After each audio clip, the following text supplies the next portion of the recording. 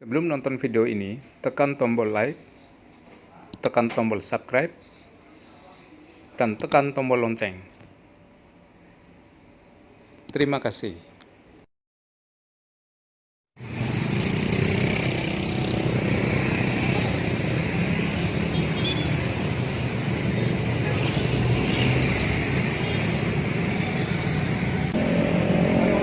Selamat pagi, Assalamualaikum warahmatullahi wabarakatuh. Kita sudah sampai di gerbang Citra Indah. Ini gerbang yang di depan. Citra Indah ini berada di Kecamatan Jonggol, Kabupaten Bogor.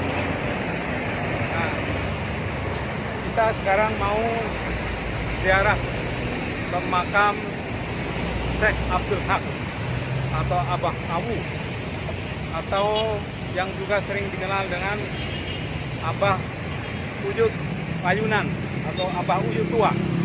Nah, inilah kita sampai di Citra Indah.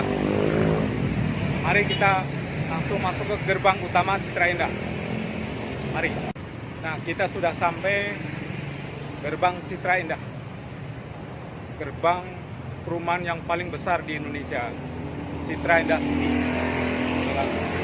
Dan perumahan ini terdapat 48 klaster. Jadi luas keseluruhannya itu 1.300 hektar. Nah, posisi makam yang akan kita ziarahi, yaitu makam Syekh Abdul Haq ini, berada di klaster Bukit Krisan. Dari sini sekitar 10 kilo. Jadi mari kita ke sana, masih 10 kilo lagi.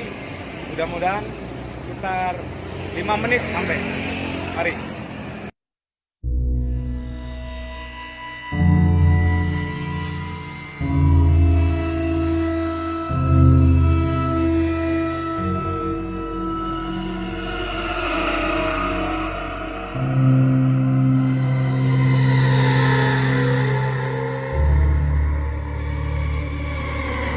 Inilah lokasinya, cukup rimbun. Berada di Citra Indah City, Kecamatan Jonggol, Kabupaten Bogor. Nah, kita udah sampai di lokasi makam. Inilah makamnya Mbah Tua. Ya, makam Mbah Tua ini, atau sering juga dikenal dengan Mbah Uyut Payunan atau Mbah Awu, atau juga sebagian besar ini informasi yang saya peroleh ini adalah mereka disebut sebagai Syekh Muhammad Kiai Abdul Haq. Namanya saja sudah Islami. Nah, mereka banyak yang bersiara di sini, datang dari berbagai kalangan dan berbagai daerah. Nah, ada yang dari Jakarta, ada juga yang dari daerah Kerawang, ada juga yang dari daerah sampai Cikampek. Bahkan konon ceritanya orang Aceh juga, orang Aceh yang konon membangun makam ini juga ada. Dan konon menurut juru kuncinya, Sohibul Makam itu tidak mau dibangun makam yang mewah-mewah, tapi yang sederhana. Jadi kelihatan sederhana, namun insya Allah tanpa mengurangi dari kekeramatan beliau menurut para peziarah. Tuh, mari kita masuk ke dalam makam. Jadi inilah makam Mbah Uyut Tua alias Mbah Uyut Payunan alias Syekh Muhammad Kiai Abdul Haq.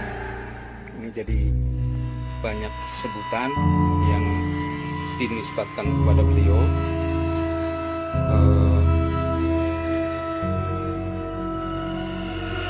Mereka para peziarah ziarah itu biasanya akan mengunjungi di bulan-bulan Maulid, bisa juga di bulan Muharram, dari berbagai daerah, mulai dari Cikarang, dari Cikampek, bahkan ada yang dari Aceh, karena ini bangunan ini yang pembangun konon ceritanya adalah orang Aceh.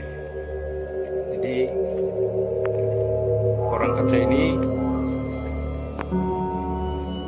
karena punya hajat dan melalui wasilah beliau Sohibul Makom ini bisa berhasil, dan sebagai wujud syukur kepada Allah Subhanahu wa taala dibangunlah makom Waalaikumsalam, tapi ini sebagai bentuk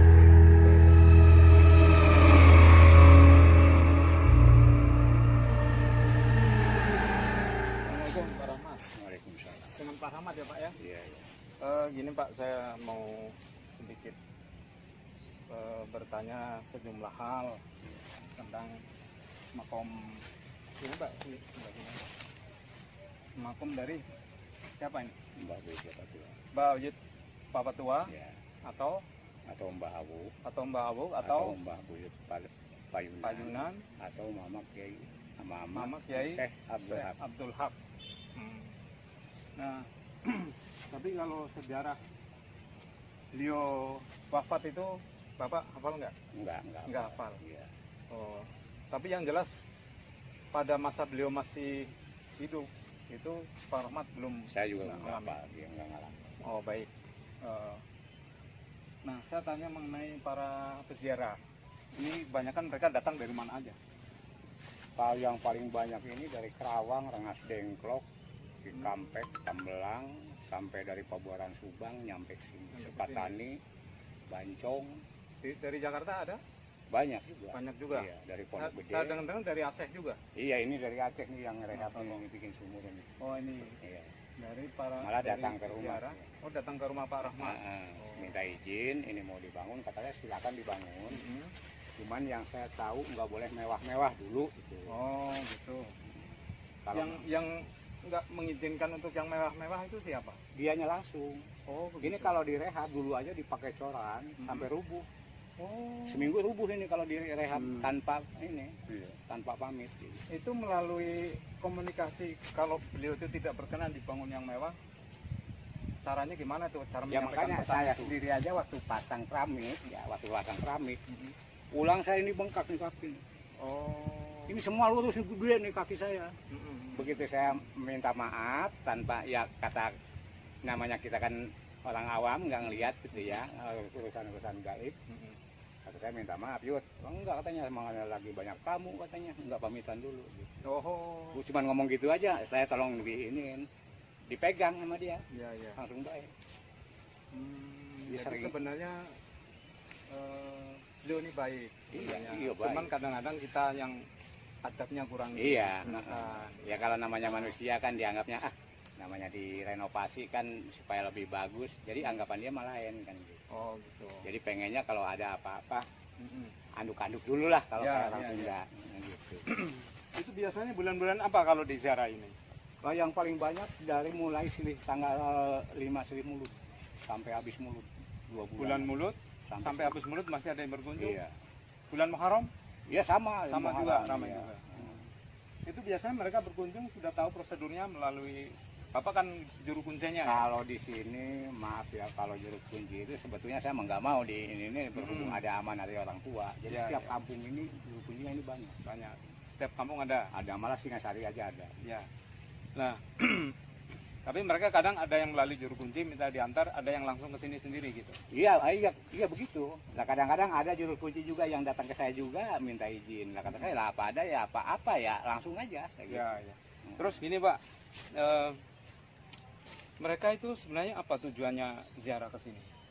Ya macam-macam kalau namanya manusia itu kepengennya kan. Punya hajat tertentu atau hanya sekedar nyekar, sekedar kirim doa? Kadang-kadang ya cuman ada syukuran aja, ada yang nyekar, misalnya ada hajat, misal kalau udah dikabul dia datang lagi silaturahmi ke sini. Oh, gitu. Dan kadang-kadang kalau ada masalah yang saya tahu emang paling ampuh ini. Ya, artinya Ya udah. mereka para peziarah ini berdoa memohon Iya. kepada Allah melalui tempat Tempat ini, makom ini yang dianggap memiliki keistimewaan sehingga barangkali menjadi wasilah gitu Iya. ya. Tapi bukan minta ke beliau, bukan ya. minta ke beliau, Iya, iya. mintanya Itu tetap ke ke Allah. Allah. Gitu. Baik, terima kasih. Saya rasa cukup banyak informasi yang saya gali dari Pak Rohmat. Namanya Pak Rohmat ya Pak ya. Rahmat, ya. Alhamdulillah saya bisa silaturahmi di sini. Mudah-mudahan lain waktu saya bisa Ketemu lagi. bisa ziarah lagi ke makam beliau. Itu Pak. Terima kasih Pak Ya, Rohmat. sama-sama. Itu tadi kita sudah menggali banyak informasi dari Pak Rohmat selaku juru kunci makam Syekh Abdul Haq ini. Sekarang saya akan mengunjungi klaster Krisan dan kita akan bertemu dengan salah satu warga yang bernama Pak Isa Sahara. Beliau sebagai tokoh masyarakat itu dan beliau akan menjelaskan sejumlah hal terkait dengan keberadaan masyarakat atau keberadaan makam Syekh Abdul Haq ini bagi masyarakat yang ada di sekitar sini. Mari kita dengarkan penjelasan dari beliau. Assalamualaikum warahmatullahi wabarakatuh. Alhamdulillahirrahmanirrahim. Mohon ridhonya, mohon keikhlasannya ingin memberikan informasi terkait makam keramat yang ada di klaster Bukit Krisan, Citra Indah City. Jadi kebetulan saya adalah warga yang baru pindah di tahun 2016 menempati rumah di klaster Bukit Krisan. Di awal menempati saya juga sempat heran ada sebuah taman. Kemudian ketika saya mencari informasi terhadap penduduk sekitar, khususnya pemuda-pemuda sekitar, bahwa ternyata itu adalah makam keramat. Jadi informasi yang saya terima bahwa makam keramat tersebut saat itu memang tidak bisa dipindahkan informasinya. Ya, ada beberapa hal yang di luar nalar manusia, kira-kira begitu. Kemudian sempat di tahun 2017 dari pemuda setempat sempat melakukan sedikit perbaikan atau renovasi mengenai ada di sekitar makam atau tepatnya di makam ada rumah-rumahan kecil yang tujuannya agar peziarah bisa berteduh, utamanya saat hujan ataupun malam hari. Kemudian kalau dari sisi warga sendiri, makam tersebut minimal mengingatkan kita kepada Allah bahwa kita nanti ya semuanya akan meninggal dunia. Kemudian kalau dari saya pribadi, alhamdulillah ketika keluar rumah kita tengok ya kebetulan ada makam, itu akan lebih menguatkan keimanan kita. Kalau dari yang saya amati selama tinggal di 5 tahun, rata-rata peziarah lebih banyak dari luar kota. Ada dari Karawang, ada dari Tasik, ada dari beberapa wilayah yang di luar Bogor. Kalau dari penduduk sekitar, rata-rata ziarah itu banyak dilakukan di bulan Maulid, dan umumnya atau kebanyakan lebih suka di malam hari, mungkin karena akan lebih teduh atau waktu siangnya bekerja, kira-kira begitu. Kalau yang kami lakukan sebagai warga sekitar ya untuk ngalap berkah atau mendapatkan berkah dari Allah melalui beberapa makam aulia, biasanya kami ketika melakukan tahlil di malam Jumat atau kegiatan rutin istighosah, kami selalu bertawasul kepada ahli kubur setempat, dan khususnya adalah makam aulia Syekh Abdul Haq yang sebagian atau populernya bahwa makam tersebut adalah makam Syekh Abdul Haq. Kira-kira demikian yang bisa saya sampaikan. Assalamualaikum warahmatullahi wabarakatuh. Demikian saudara-saudara, ziarah kita ke makam Mbah Abu atau Mbah Buyut Tua atau Mbah Ayu Buyut Payunan, atau juga banyak yang menyebut sebagai Mamak Kyai Syekh Mamak Kyai Abdul Haq. Sampai ketemu pada episode ziarah makam wali berikutnya. Jangan lupa subscribe dan share serta like video ini. Terima kasih. Assalamualaikum warahmatullahi wabarakatuh. Tekan tombol subscribe dan lonceng. Terima kasih.